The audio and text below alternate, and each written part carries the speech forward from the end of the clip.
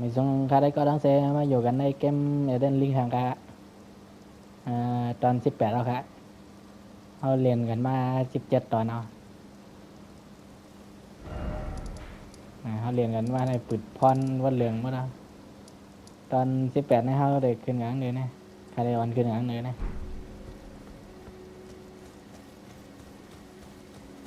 มาลัดต่อน้องให้ยิบตาในก่อน Hello? Is someone there? Would you donate any Shaburi grapes in your possession to me? I'm on a pilgrimage in search of the distant light, and when I eat one of those grapes, I can feel the light in the back of my eyes. น้องให้ยิบตาตังบ่ได้แค่นั้นนะย้อนองุ่นลูกตาเขาอะเขาไม่มีทำไม่มีโลกะเก็บเรื่องในเก็บดีลุงเอ็ดกาเดี๋ยวมาบวกเขาเดี๋ยวเป็นตัวสีเหลืองมาโจมตีเขาเพราะค้างไรเขาเดี๋ยวไล่องุ่นลูกตาไม่ก็มาปั่นน้องก็ได้ลุงเอ็ดกาอันเป็นอูน้องอีลีน่านั่น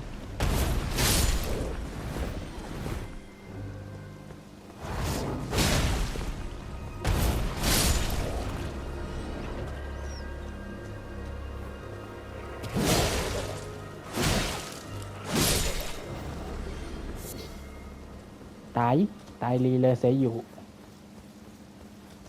บ่ฟังหลังราคามาได้นะบ่ลัดหลังอะเพิ่นรับเพิ่นนอนกับเพิ่นมันหลายมันเป็นห้องเจ้าก็คารุมันใจเป็นเฮือนจังใจเป็นเฮือนเลยเฮ้ยห้องมันลังๆกัน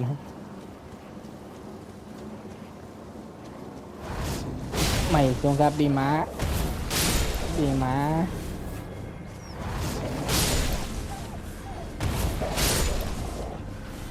ตายมานาหมดไรหลุดเย้ามา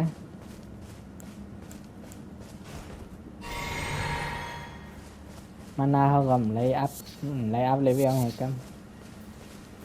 ไล่อัพสเตตัสเนี่ยยิดหลายปอดนะอัพสตามิน่าเลยเนาะ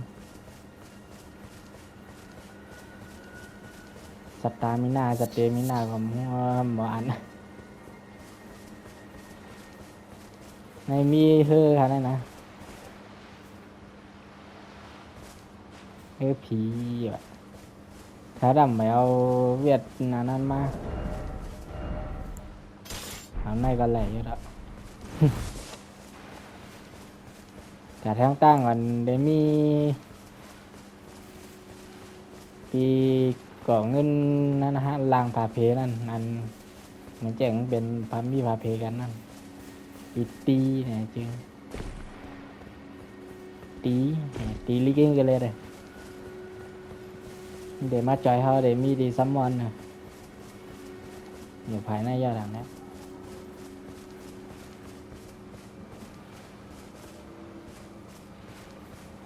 เอาแน่น่ะไม่รู้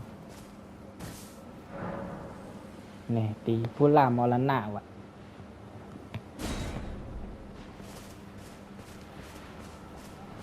เดี๋ยวมาจอยเขามังเฮิร์ผีนะ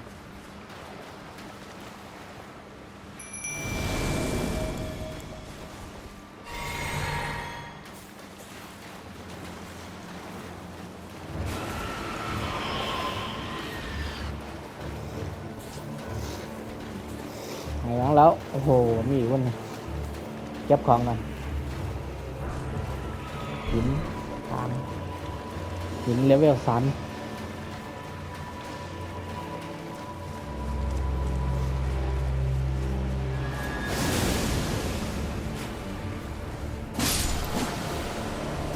เอาลูกน้องก่อน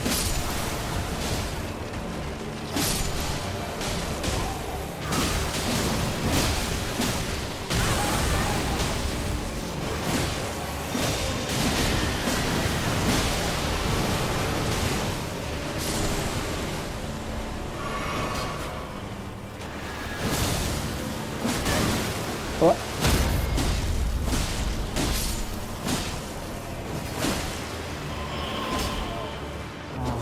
luôn không ạ?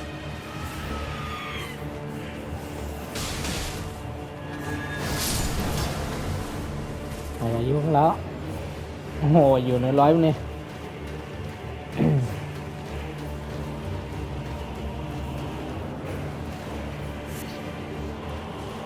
Lọt vôi hàng Tina.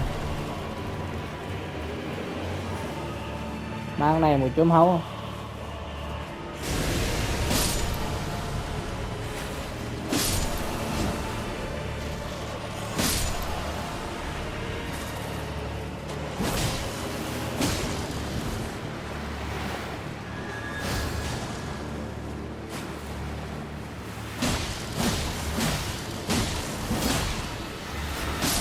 Nai phai hơi tải. Mình gần như con trai thôi. Hành hồ lụm nghe.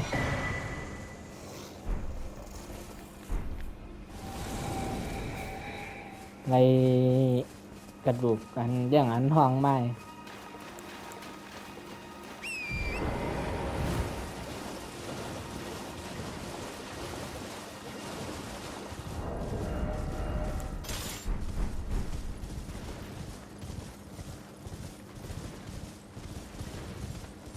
มังยาปิดก่อนให้ทำว่าเขาเอาตายอะไรเขาเดี๋ยวอะไรอัน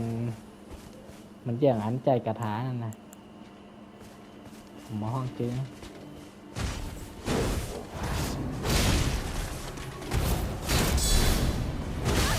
โอ้เต็มเต็ม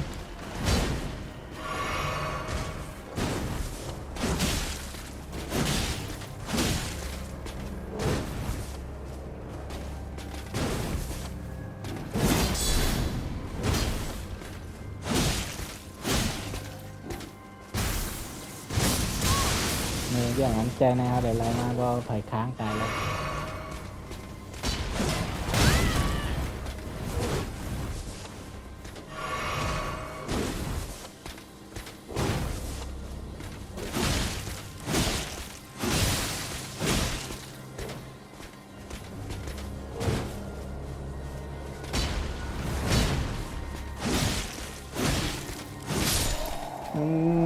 ไปเดินเดี๋ยวตายไอ้คัมพีงแกดอกโอ้โหดอกคัมพีน่ะบันลุงเต่าตีแน่ตีบวชแต่แห่งการล่างบาปบวชยังหูลืมจื้อเนาะเขาเด็กกาวครับใจเย็นเย็น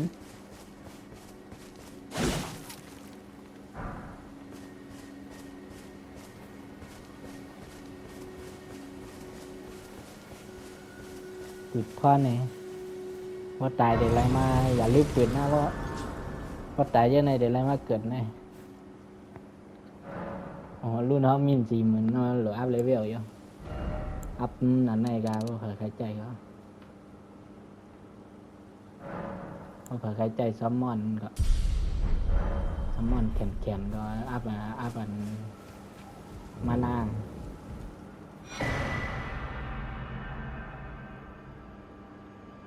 มีรูปภาพอะไรเกี่ยวกับกำเนิดใหม่ว่ะจื้อภาพเกิดใหม่ในเงาโย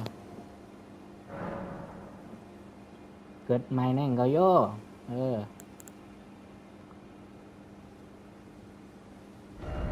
ให้ความทรงจำก่อนนี่อันนั้นเนี่ยครับว่าห้างไอ้กระทาเอาไว้ห้างเวียดศักดิ์สิทธิ์ใส่ลามเนี่ย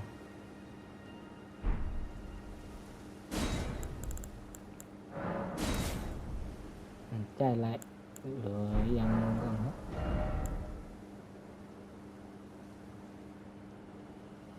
ดูสลัดดู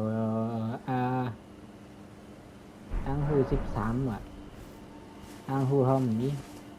เขาเป็นก้นวันน้อมเลยห้องสลัดห้องไรเฮียนห้องไรเฮียนลีเฮียนไล่เลย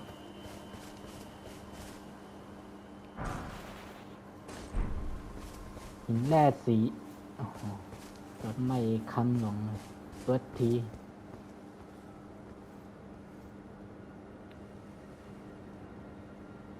ตั้งใจก็ลงกันอะไรนั่นนะ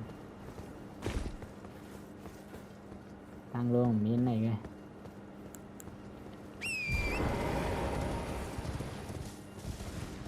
เจอดังไหนก่อนมีอย่างให้เก็บปั่นเก็บ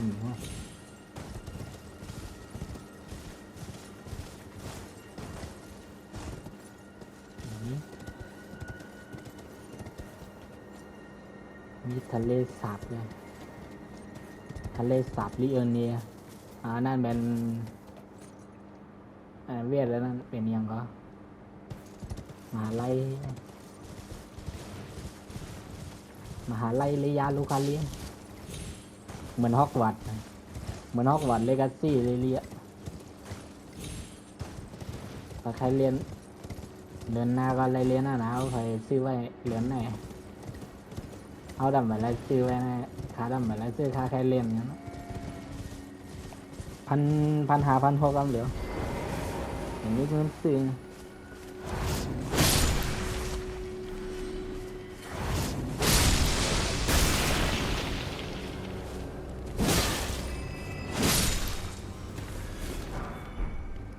เฮ้ย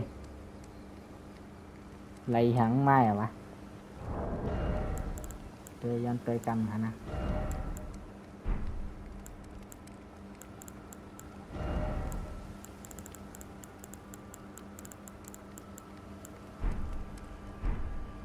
ไรหังมากับหู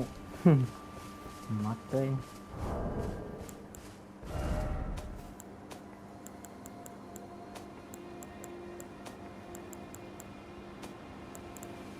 อ๋อนี่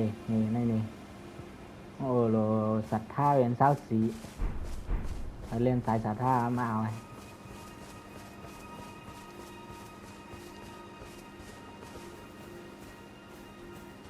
โอ้โหตึงไว้อย่างหลังหันแนว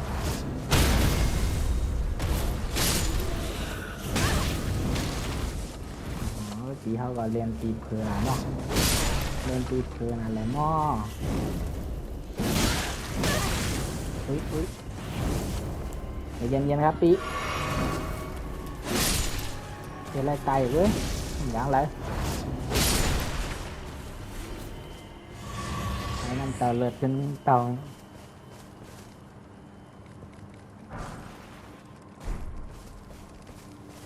ไรเพื่องแบบประโลมเหมยอยู่ขอเพื่องจงสถิตในกายข้าเห็นทางอะไรทางมาเ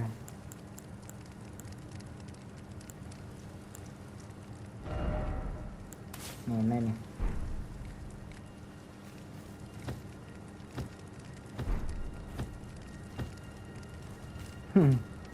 ถูกปกว่าแต่งปีมีเอาไงแต่งปีมียักษ์เอาเป็นก้นลูกน้องคฤหาสน์เขาพาเพื่อนแน่เขามาอย่างเจ้าไหนวะ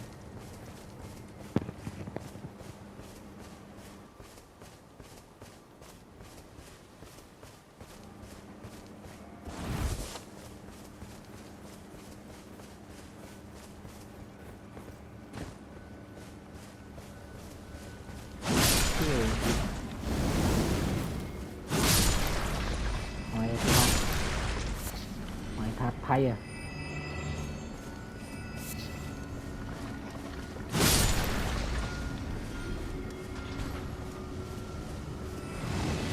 มันหันห่อรู้นั่นอยู่ว่าไหมอะไรเหมือนอย่างเครื่องจักรยานนะมีก้นอยู่ข้างหลังเลย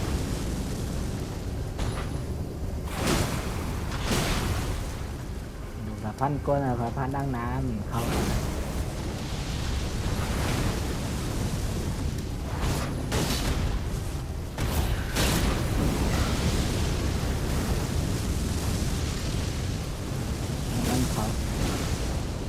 lên đồ thảo bên nào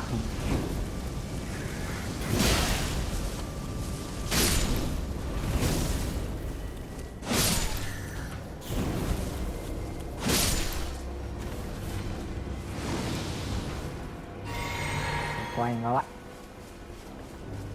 con khí rồi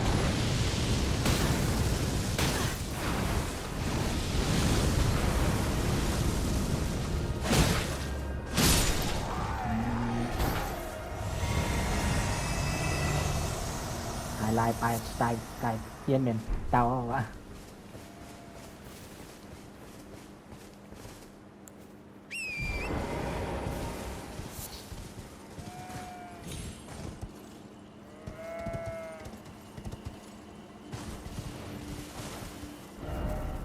หายลายเยี่ยนเป็นเตา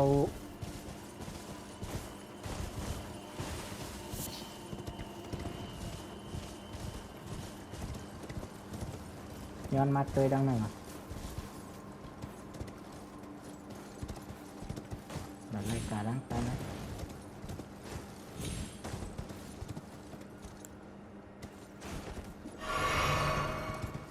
จำได้มากแล้วเนาะมากเหนือเล่นตั้งก่อน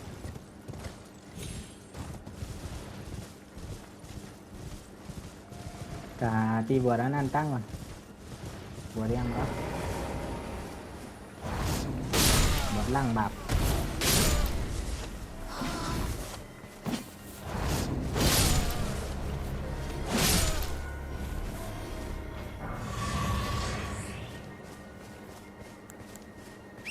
บทล่างบาปว่าจื้อนะ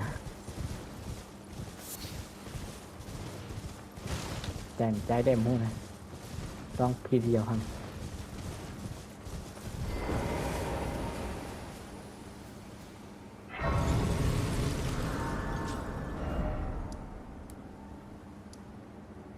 บทผูกชะตาเนี่ยบทผูกชะตาก็พยเอาเว้นที่ตายมันเลยตั้งใจเอาใจมาล้างบาปเป็นอะไรนะ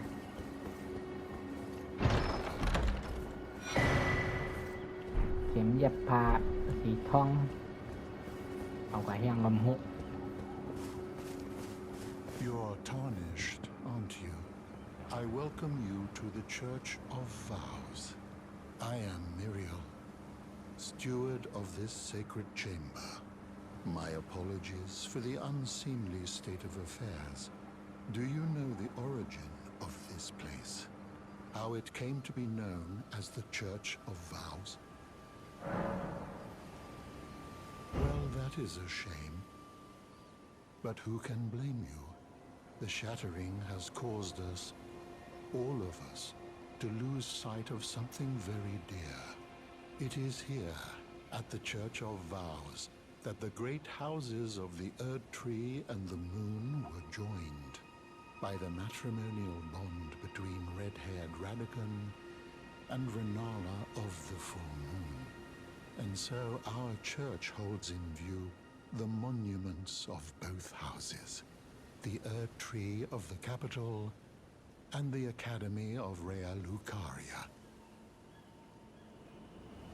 Oh, was there something you needed? You are free to show yourself around. I would serve as your guide, only my legs aren't what they used to be. If you find anything of use, you are free to take it with you. Unless, perhaps, you are in search of instruction, in which case I will share all that I know.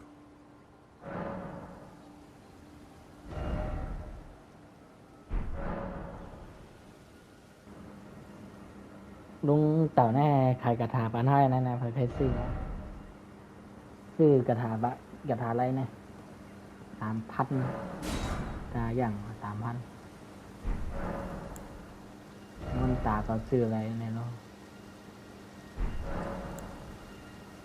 มอบ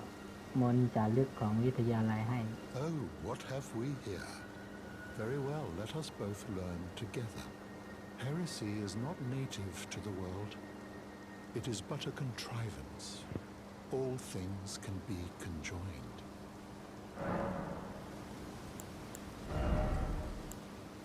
ไหลมาไหลลุงเต่าขายแน่เขามาบ้านนั่นบ้านมาไงมนต์จารึกคัมภีร์คัมภีร์มีทั้ง2 อัน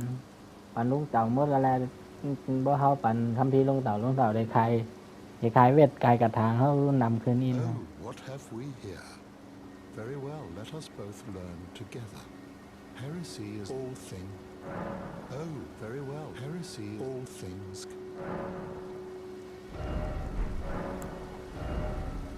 มนตาในรูอันเก่งใจมาเลยนะครับมาเอา กล้าเลยเขาเราไม่มีเงิน You wish to know more of Lord Radagon? Lord Radagon was a great champion, possessed of flowing red locks. He came to these lands at the head of a great golden host. When he met Lady Renala in battle, he soon repented his territorial aggressions there, and became husband to the Carian queen. However, when Godfrey, first Elden Lord, was hounded from the lands between, Radagon left Renala to return to the Erdtree capital, becoming Queen Marika's second husband and king consort, taking the title of Second Elden Lord. The mystery endures to this day as to why Lord Radagon would cast Lady Renala aside, and moreover, why a mere champion would be chosen for the seat of Elden Lord.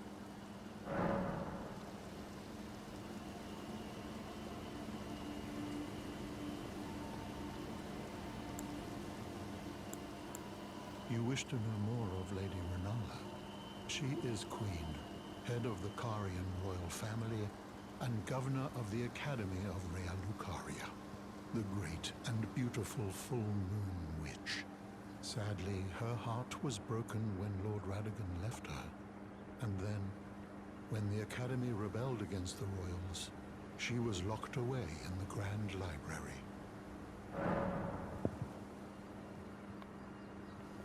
In the end, Lady Renala was left alone, cradling the amber egg Lord Radagon bequeathed her. Now she devotes herself to it through forbidden rite, the grim art of reincarnation. You would do well to remember, severing a vow, strongest of bonds, has consequences ever more dire. You know, it's said that Lord Radagon harbored a secret. A famed sculptor of the Erdtree capital was once summoned to render Lord Radagon's likeness in giant stature,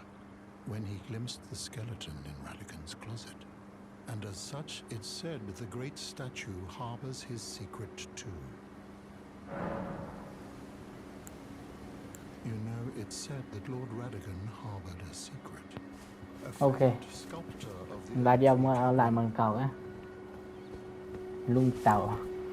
Tàu giác mà nên bị chi khải về đấy nè, phải khang nè, lại nè. Phải khai khai vào khang đấy. Mình lông po thầy mặc hồ mình lông po thả thân náอื่นไหม ศาสนาต่างเมี่ยวใช้รัดชื้อศาสนาเป็นเรื่องละเอียดอ่อนว่ามันว่า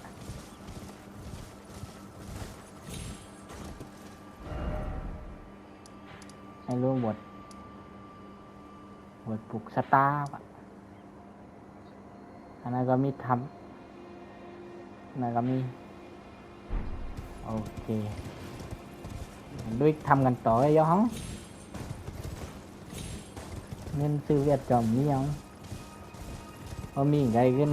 บัฟมาซื้ออะไรนะเขาใช้ซื้อหรอก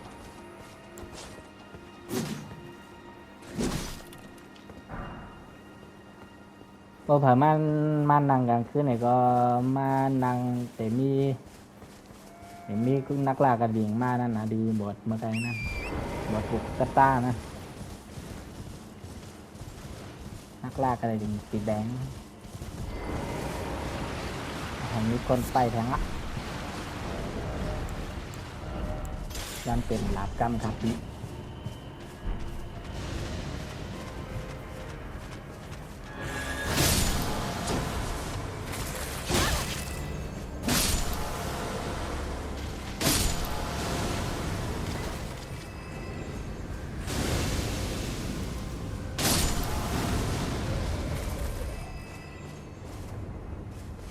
กันนานไงเหรอวะนำหนาคาหน้า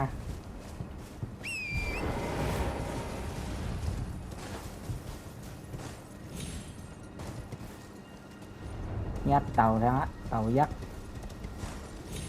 เขากับมังละดัง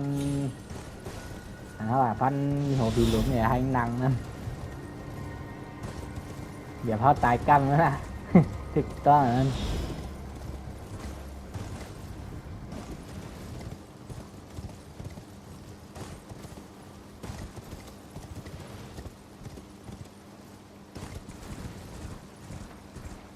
อย่าพอขาตายกั้มวะเฮ้ยลงลอยๆแหละตีกั้มตาย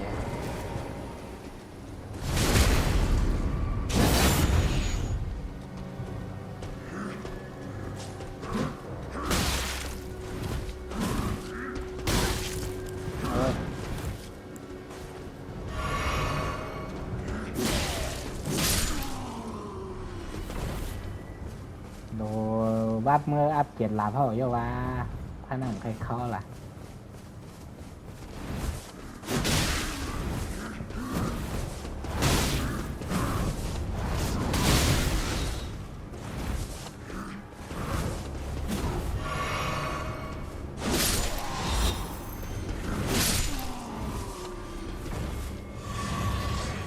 เผื่อปืนกลางยื้อเข้าหมูหมดเต็ม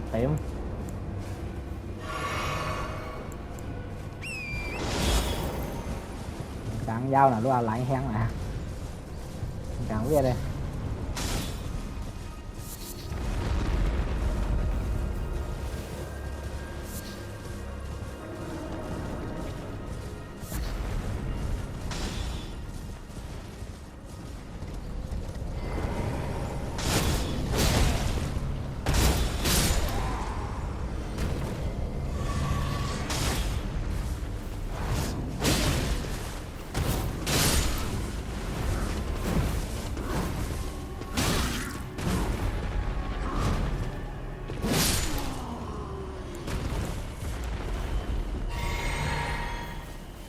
ยื้อคานมาได้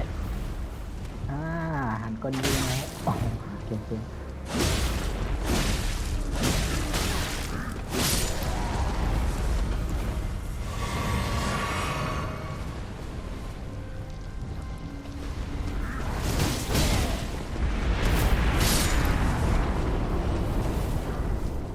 ตายไรก่อค้างมาโค้งเสือโค้งมาโคตรส่วนค้าง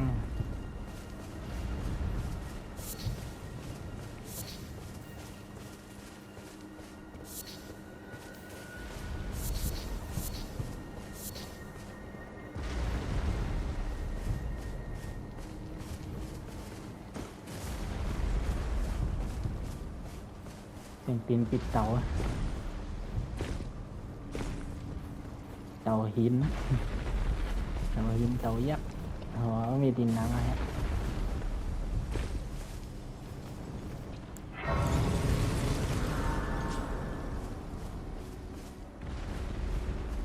โอเคยันว่ามันนังอัพเกียร์ได้ยินก่อนเอาอัพเมื่ออัพเกียร์ที่ตัวกลมเตยไว้ก่อนเอาไอ้มาลงแล้วอย่างว่าเขาวงกดจากโบราณสถานทำให้ออกมาลองดีนะเมื่อเจ็ดหลับก็เหมือนให้แห้งๆดูเล่นกับไก่จากแห้งๆไก่เป็นแห้งไปแล้ว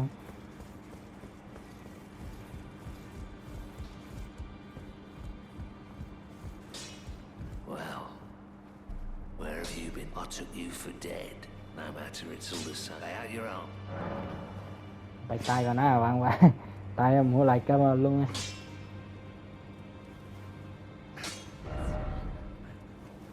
โอ้โหไปอัพเกรดอะไรก่อนแล้ววะเดี๋ยวเห็นอัพเกรดสีขาวเลเวล3เลยทำไปไล่มาลูก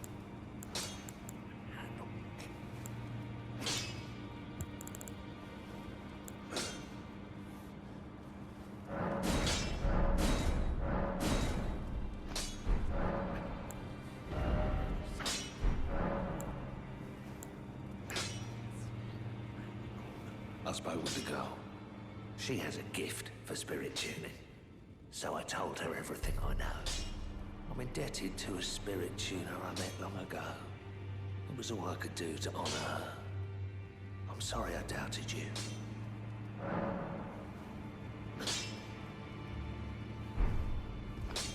หมดธุระกับลุงอัพเจ็ดลังวิญญาณนะ Are you here for spirit tuning?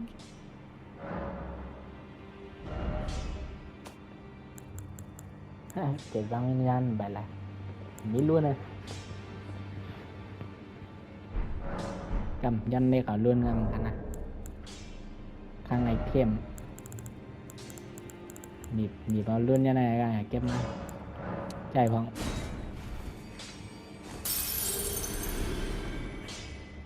มี6,000เอาไหนได้ Are you here โอ้โห for บี spirit tuning? เหยียบทั้งของน้องให้อ่ะนะอย่าเหยียบทั้งเปิ้นเหยียบทั้งเข้ากับลี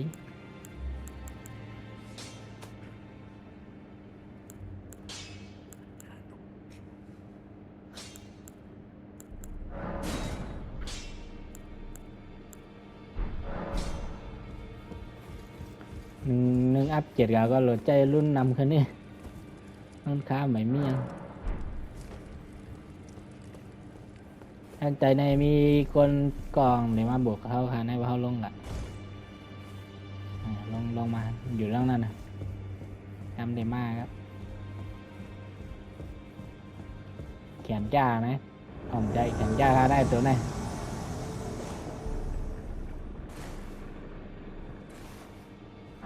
นับยำห้อยไปทางไม้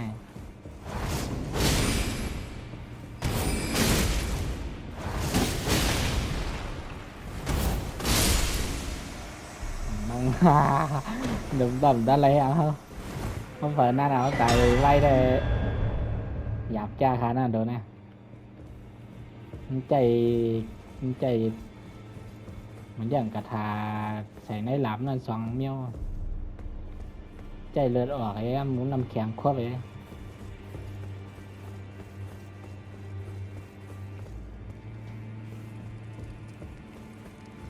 นี่เป็นหลับอักขระดาบปลาตาอักขระหลับอะเป็นเจ้าหือใครฮาโนค่ะฮะ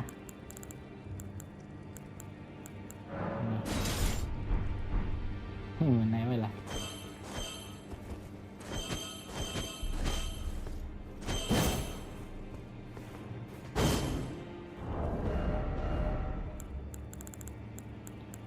ขึ้นหลับเก่าเขาเรือเขียนลี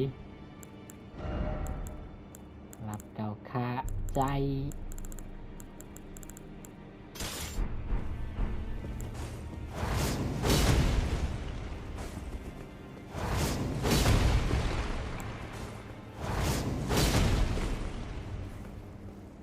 นักเหรอ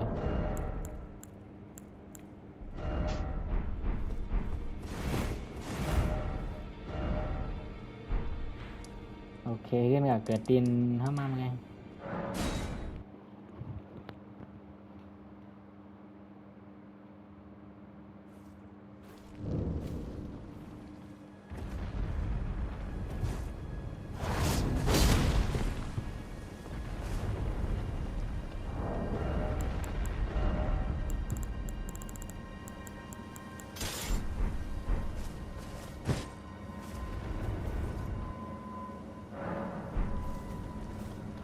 โอ้โหนาลุงลุกปันนะ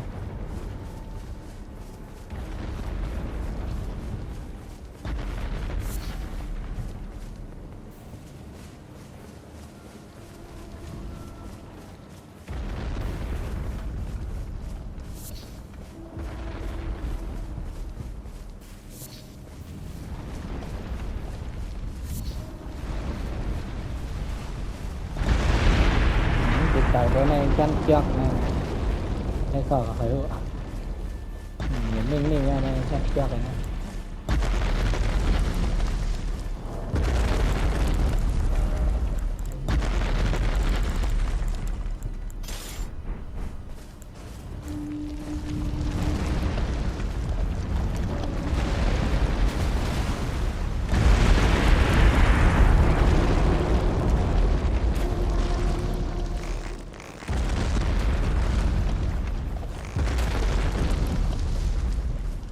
พอผมอยากก็อยู่ไกลๆเอากลางเยอะเลย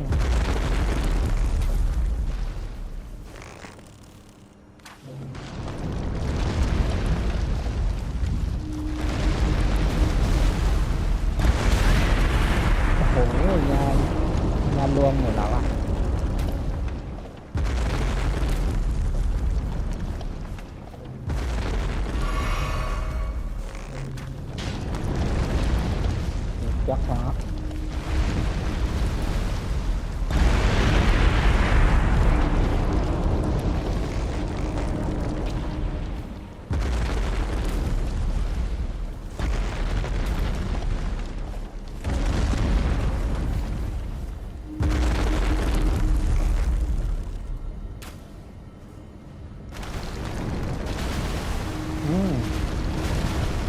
เดินนางเอาเดินนางเอา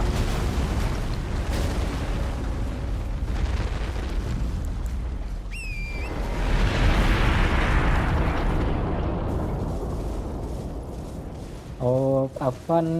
ปอดหลักกันเรียกอะไรคะนะเอาฟอนก็ติดกันเรียกกันแล้วเท้าโตฟอนก็ดิกในภาษาต้องวิวนะ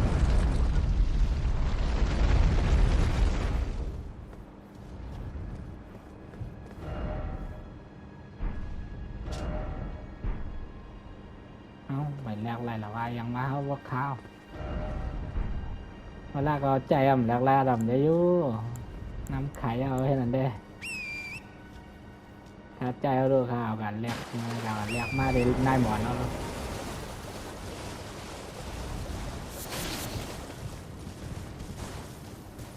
เอากันข้าวกันแลก3 เม็ดมาโหนักกล้าโหมังกรขนาดไหนแลกมันแลกอะไรอันเดียวไว้ลูกข้างในมีทางตรง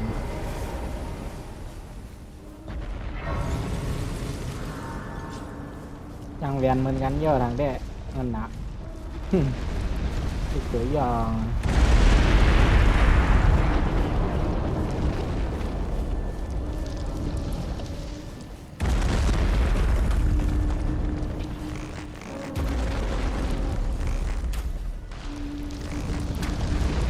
เวียนแล้ว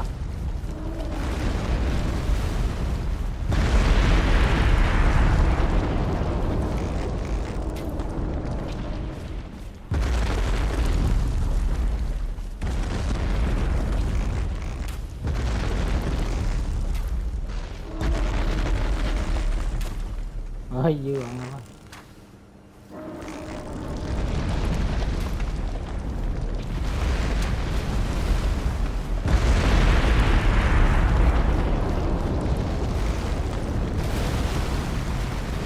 เป็นร่องอ่ะเป็นนางบ้านนางยำละยื้อหัวบีหลวงตกสองทางตีก็นั่งเอากันไหม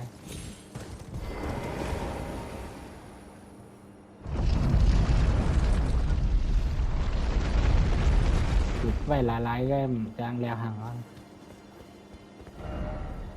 ลำนี้อย่างแรก ข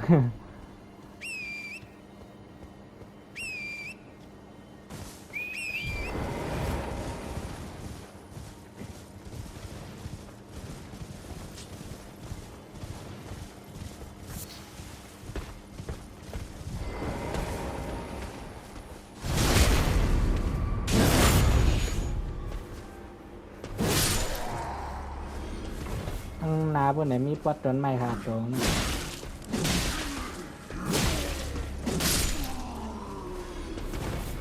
ปอดต้นไม้ผู้พิทักษ์ปรึกษา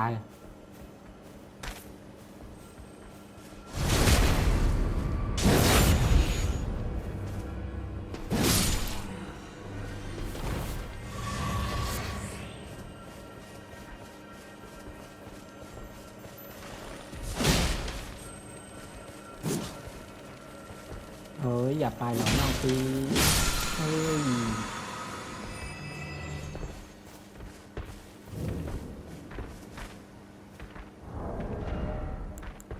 ปิ่นเครื่องล่างย้อนปิ่นเครื่องล่างครับ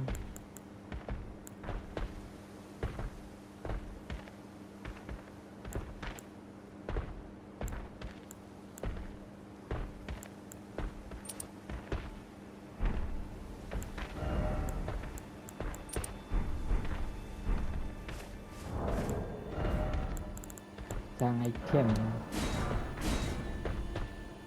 มจ้า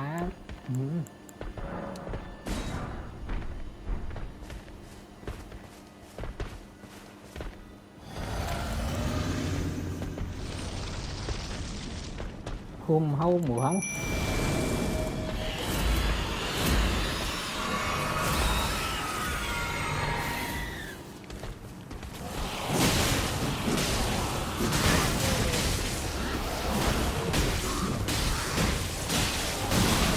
เฮ้ย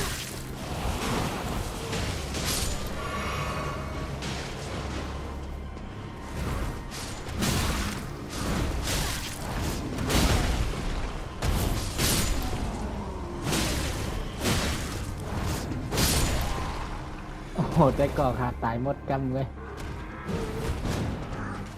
จดจำไอ้การหายเป็นหายแล้วเราก็เราเนาะ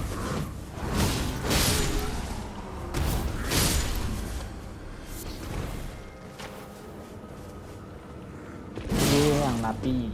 ยื้อกับเต้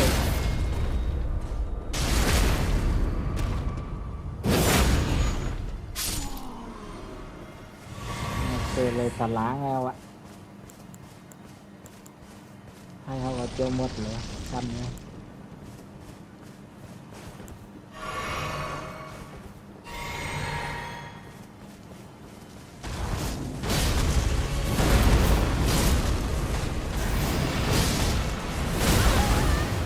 โอ้โหเต็มเต็ม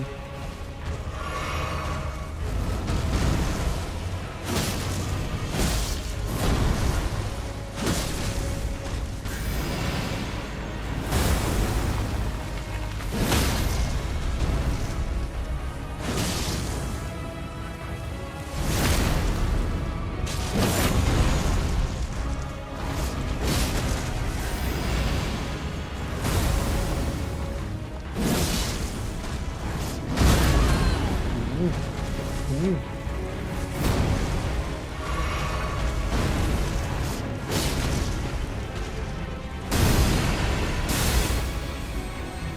แรมแรมแรมแรมแรม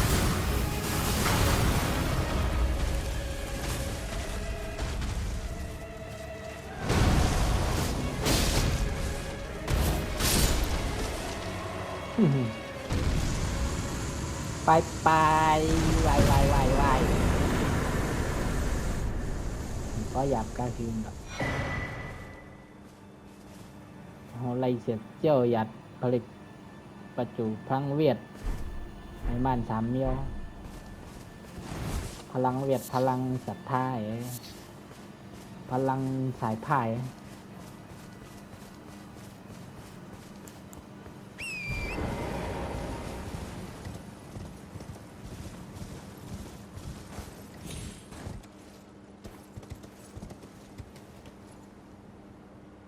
ทงศรัทธาเราไตกว่ากันแล้ววะหาตัวเจ๊หน่อยก่อนเดี๋ยวเมย์เริ่มกันแล้วอยู่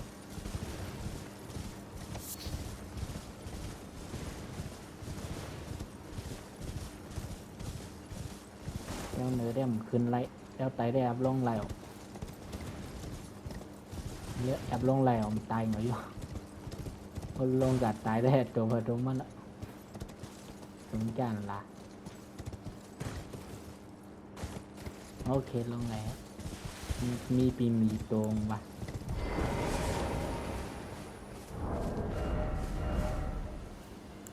งาปีมีแน่อยากว่าอย่างนั้น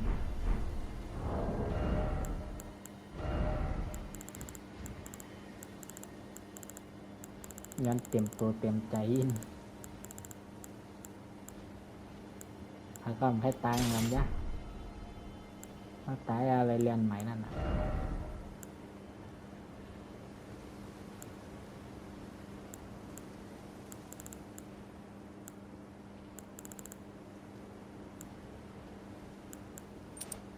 ในใส่ก็เล่นยังใส่ก็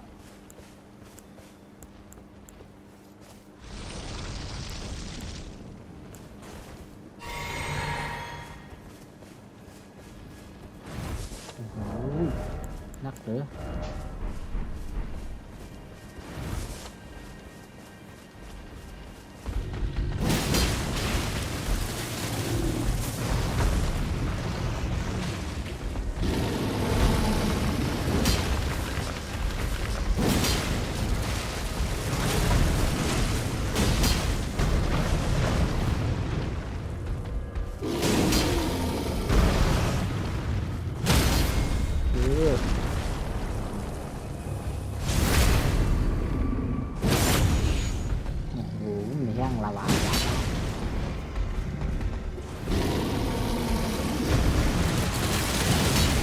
อดเลย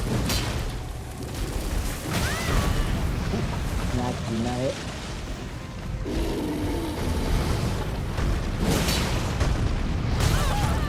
โอ้เต็มฮ่าไอ้นี้ไอ้เย้โอเคตัดมาต่อกันนะครับมาตายกันทางก้าวมาหาเมือนนะตัดออกเลย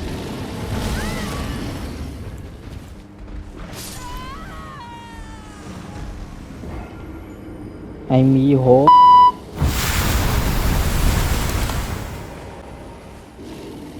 โอเคตัดมาออกเป็นไงครับพามาตายวัน2-3ก้าวมาเนี่ยตัวนี้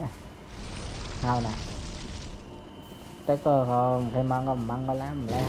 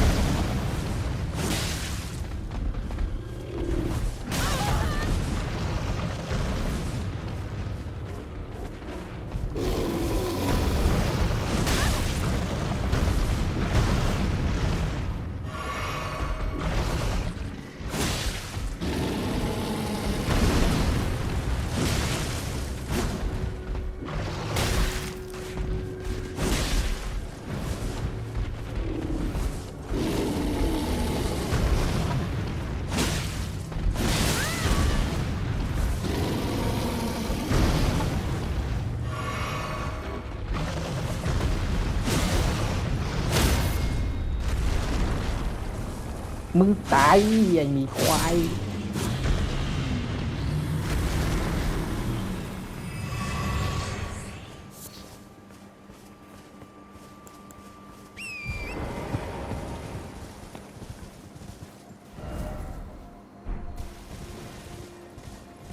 มาก่อยบัน3 กำมาโลไว้ให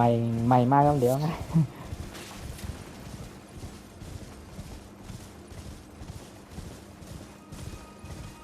ขึ้นมาดังในเดี๋ยวมีทำทางทำ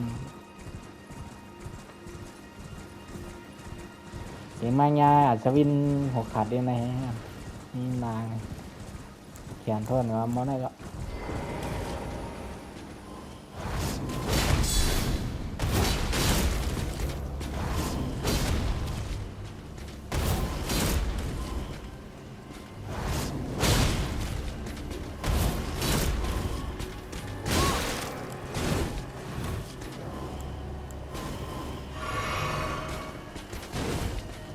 วับกว่าวับมา